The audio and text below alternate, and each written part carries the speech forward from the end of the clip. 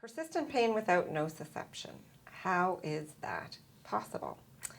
My name's Dr. Krisztina Bajzak, and I'm a gynecologist in Newfoundland, Canada, with a special interest in chronic pelvic pain.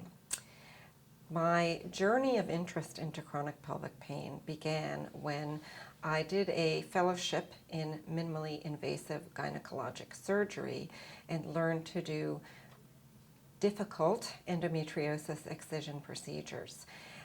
When I went into practice and I actually followed these patients afterwards, I found that a disturbing proportion of them didn't get better. So instead of saying, sorry, I can't help you, I decided to learn why it was that was happening. So I learned most of what I know about chronic pelvic pain from attending the meetings of the International Pelvic Pain Society and from John Steege and his group of fellows in North Carolina. So I'd like to share some of that information with you today. First, because looking after patients with chronic pelvic pain can be very difficult work, I like to share my inspiration for engaging in this practice. Paul Perry and Fred Howard were two of the three founders of the International Pelvic Pain Society, and they wrote a book. And their inscriptions in the book are something that I find to be very inspiring. So Paul Perry said that these patients are the medical lepers of our patients. They face misdiagnosis, unhelpful surgeries, and prejudice. He recommends that we need to rise above our own prejudice and learn from other disciplines so that we can deliver hope and relief to these patients. His role, he felt, was to educate other medical professionals who have been called to their care. And looking after patients with chronic pain is truly a calling. Fred Howard acknowledges that his patients have had to endure his inadequacies of knowledge with patients, and he's learned from them as a result. And so I submit to you, when a patient has persistent pain and we can't figure out why they're having it, it's not because their pain isn't real, it's because we haven't figured it out yet. And the patients are the ones, unfortunately, who have to suffer the consequences of that. So today, in order to understand chronic pain, we're first going to discuss the neurobiology of acute pain, or pain that is associated with tissue damage, and that's nociceptive pain. Then we'll talk about the neurobiology of non-nociceptive pain. So chronic pain can occur despite the lack of active tissue damage. And then finally, because of our knowledge of the neurobiology of chronic pain, we'll be able to identify and understand some more of the common treatments for non-nociceptive pain.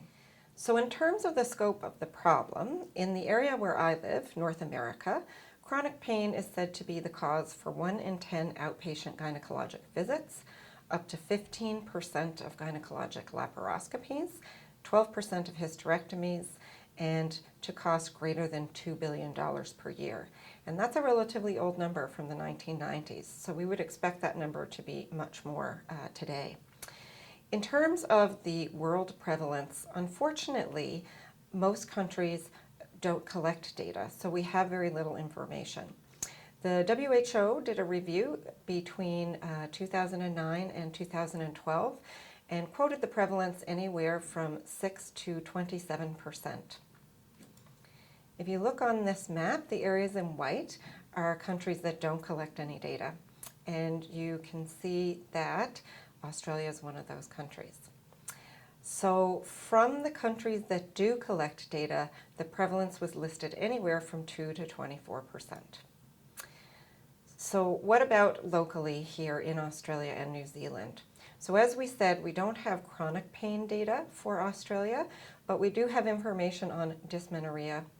Zhu et al. Followed almost 10,000 women for, I believe, up to 13 years and found that 60% of these women had dysmenorrhea, but only 17% of them considered their pain to be chronic. Evans et al. Estimated that the direct costs were greater than $6 billion.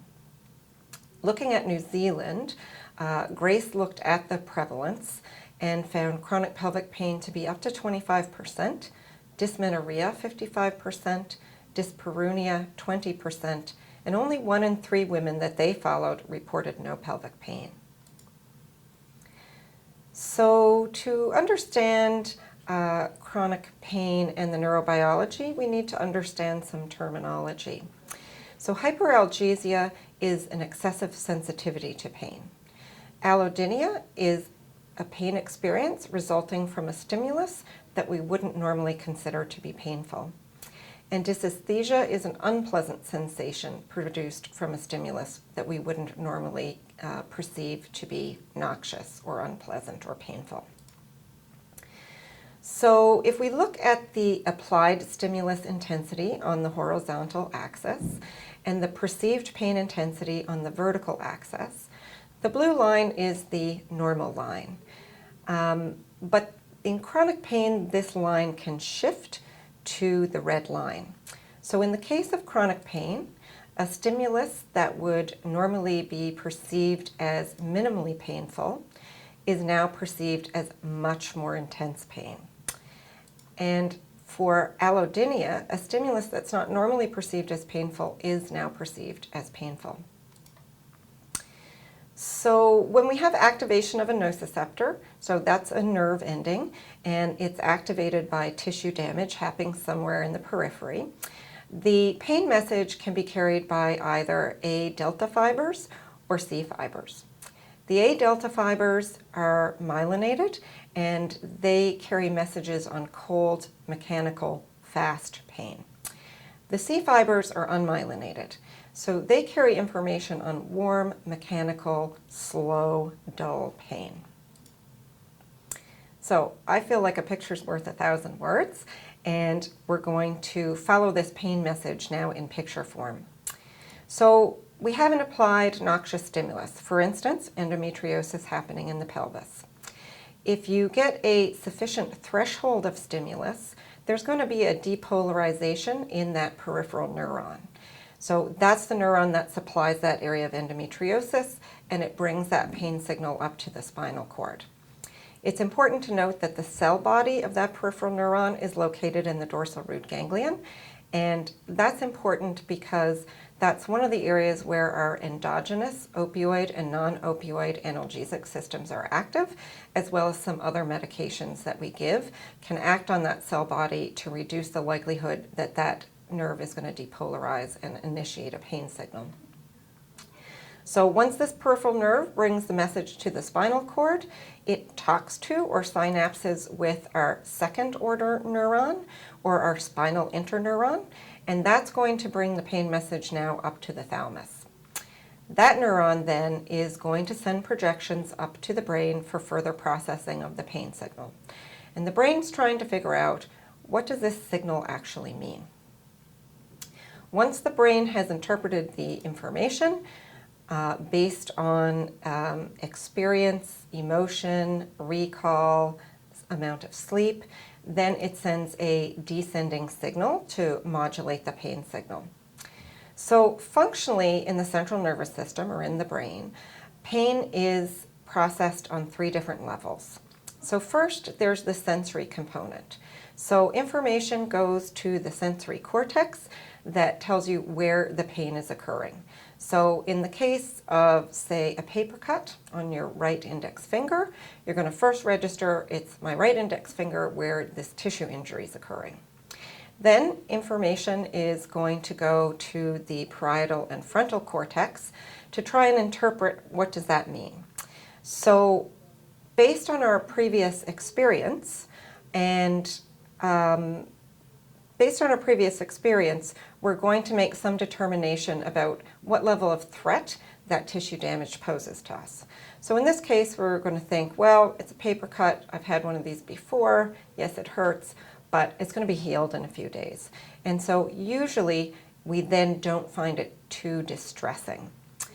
And of course, distress is always an element of pain. So the affective component or the emotional valence of pain is in the short term very functional.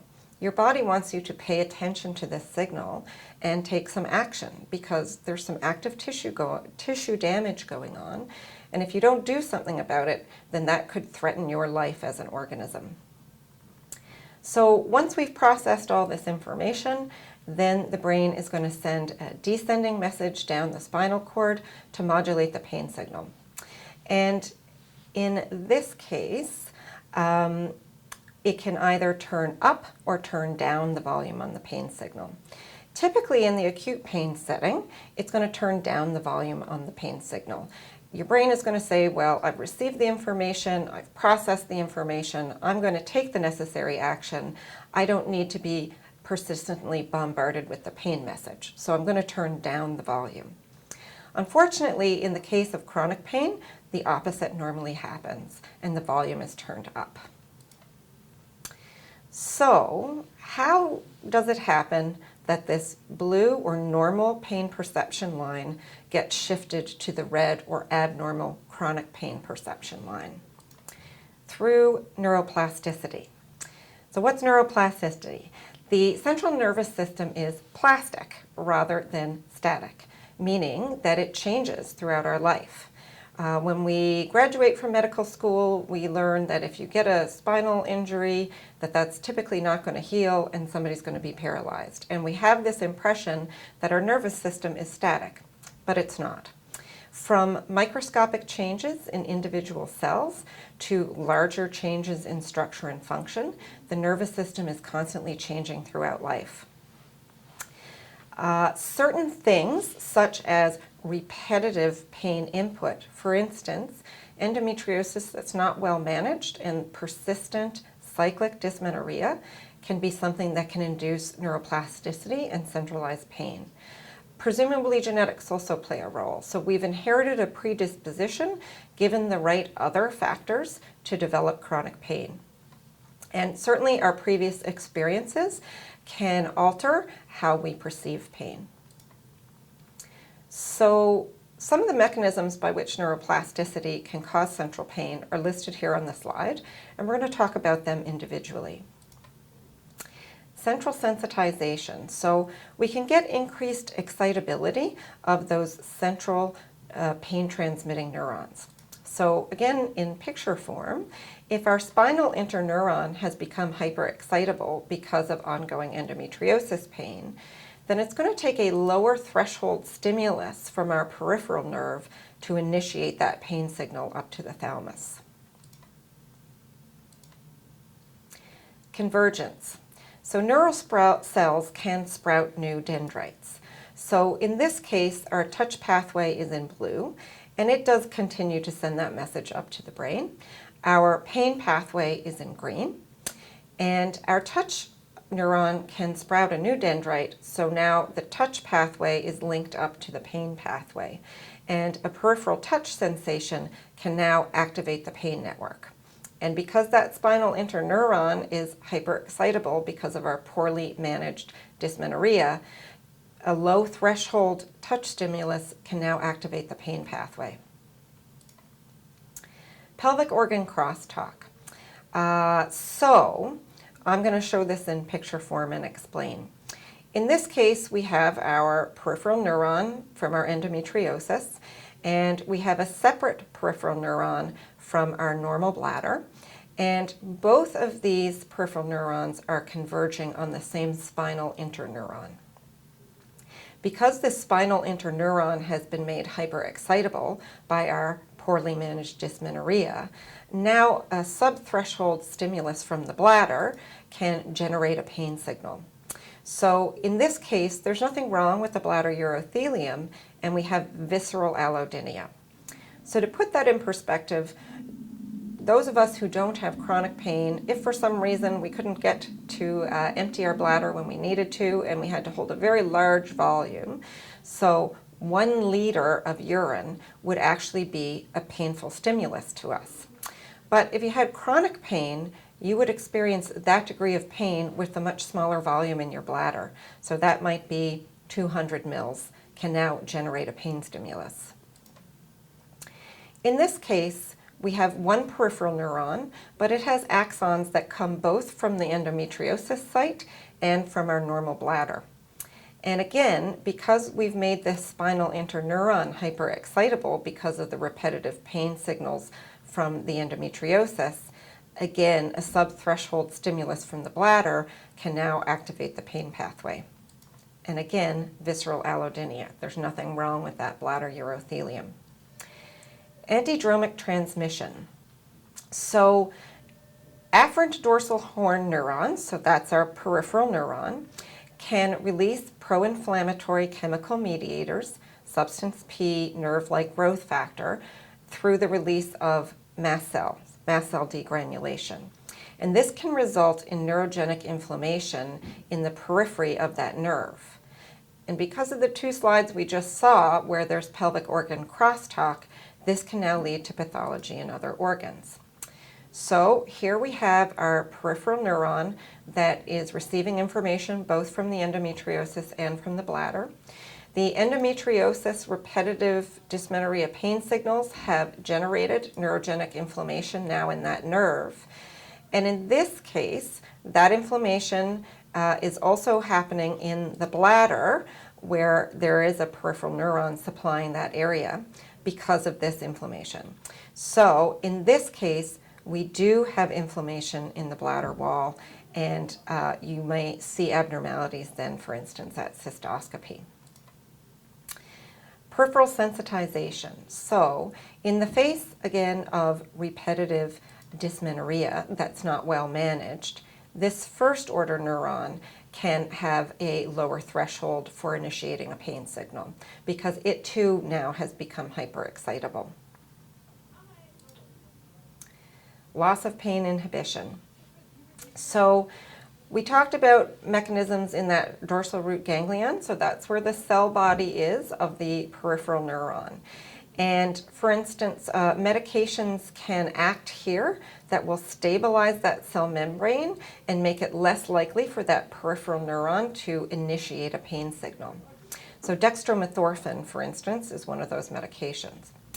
Higher centers in the brain process and modulate the pain signal, and so this can affect that descending supraspinal control.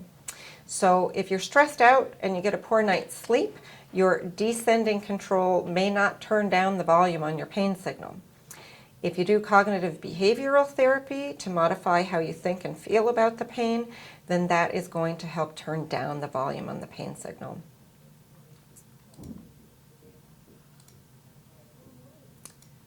So here we see that once the brain has processed the information based on the input, anticipation, recall, and emotion, that can either turn up or turn down the volume on the pain signal. And descending inhibition is the level where the tricyclic antidepressants work. So along the spinal cord, there are also inhibitory neurons, and in this slide that's shown in blue. And in this case, it's synapsing with the spinal interneuron, but it might also synapse with that peripheral neuron as well. In the face of chronic pain, you can actually lose these inhibitory neurons. And again, that makes that spinal interneuron more likely to initiate an action potential and a pain signal with a subthreshold stimulus. So the point of all that is to say that pain perception can be extensively modulated at multiple levels of pain processing. And that's how a person goes from having a normal pain sensation curve to a chronic pain sensation curve. And when we have chronic pain, pain itself becomes a disease independent of the inciting process, and no nociception is required anymore, no tissue damage, to have pain signals sent from the nervous system. So when I'm treating patients with centralized pain, I follow the Canadian guidelines from the Canadian Pain Society. The levels of evidence listed here might pertain to different kinds of chronic pain. So this may be diabetic peripheral neuropathy, it may be fibromyalgia, and I do tend to start with the first line agents. So tricyclic antidepressants, the gabapentinoids or antiepileptics, and the SNRIs. Now, if you notice in the brackets after each one of these medications, the number needed to treat is listed. So what that refers to is how many patients do I need to give this medication to for one patient to have a satisfactory response. And you can see that with the TCAs, it's the lowest of the first-line agents, so 2 to 3 patients. And I do find that the TCAs are the most reliable in the first-line agents to produce response to improve pain. The gabapentinoids, the number needed to treat is 4.5. I would say in my clinical experience, I would find that it's a bit more reliable than that, although not quite as reliable as the TCAs. The SNRIs, the number needed to treat listed there is 5, and I would say for sure, and maybe even more than that. I don't tend to use an SNRI unless a patient has not been able to tolerate either a TCA or an antiepileptic, or if perhaps they're already on an SNRI for mood, then I might maximize that dose in terms of trying to treat pain instead of adding a second medication. In terms of the second-line agents, tramadol and opioids, I don't tend to initiate these medications and will only use them if the patient comes and they're already taking them. Since I'm managing their pain medicines, I might take over the management of those medications. And it's typically with the goal of introducing one of those other first-line agents and hopefully being able to withdraw the opioid. The third-line agents are the cannabinoids with a number needed to treat of 3.4. And I would say that since cannabinoids have now become legal, our ability to study them is going to be better, and I predict that they're going to move up the line into second-line management and maybe even first-line management one day. And I do find them reliable and will refer patients for treatment with cannabinoid. The fourth-line agents I mainly don't use. I don't typically use an SSRI for pain management, but in that list, one of the options that I do use is topical lidocaine, sometimes mixed with a NSAID and or some magnesium.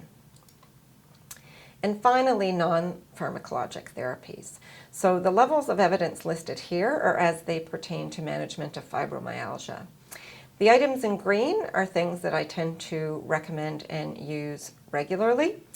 I have aerobic and strength training listed there in blue because you have to be very careful with chronic pain patients. They're very kinesiophobic, and if they attempt to do some form of exercise and have a significant pain flare, it's going to be very difficult to convince them to try again, and they're going to lose a certain amount of confidence in you.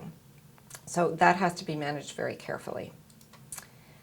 So now, using our knowledge and our compassion, we can deliver hope and relief to chronic pain patients.